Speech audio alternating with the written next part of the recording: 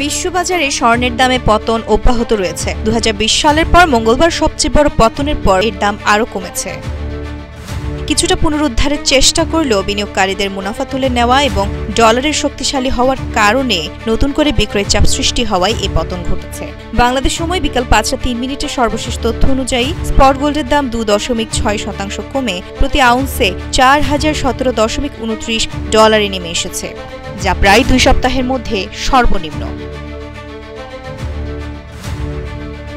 এর আগে দিনের শুরুতে দাম 4161.17 পর্যন্ত উঠেছিল।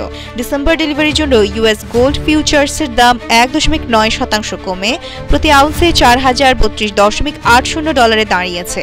মার্কিন ডলার সূচক 0.2% বেড়ে 1 সপ্তাহের মধ্যে সর্বোচ্চ হয়েছে, যা ডলারের মূল্য নির্ধারিত সোনার দামকে অন্যান্য মুদ্রা ধারণকারীদের জন্য আরও ব্যয়বহুল করে তুলেছে।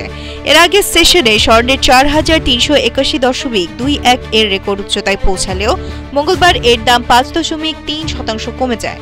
ভূরাজনৈতিক ও অর্থনৈতিক অস্থিরতা, মার্কিন সুদের হার কমানোর প্রত্যাশা এবং শক্তিশালী ইটিএফ প্রবাহের কারণে এবছর এখনো পর্যন্ত সোনার দাম 54% বেড়েছে। বিনিয়োগকারীরা এখন যুক্তরাষ্ট্রের ভোক্তা মূল্য সূচক প্রতিবেদনের জন্য অপেক্ষা করছেন, যা শুক্রবার প্রকাশিত হওয়ার কথা।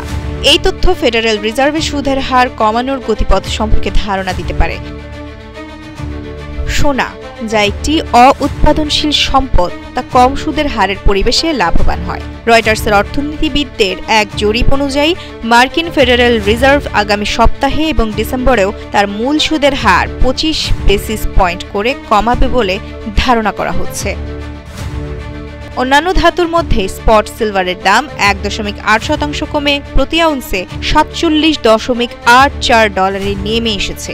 এটি মঙ্গলবার 7.1% কমেছিল। প্লাটিনামের দাম 1.4% কমে 1530.35 ডলারে এবং প্যালাডিয়ামের দাম 1.2% কমে 1391 ডলারে দাঁড়িয়েছে।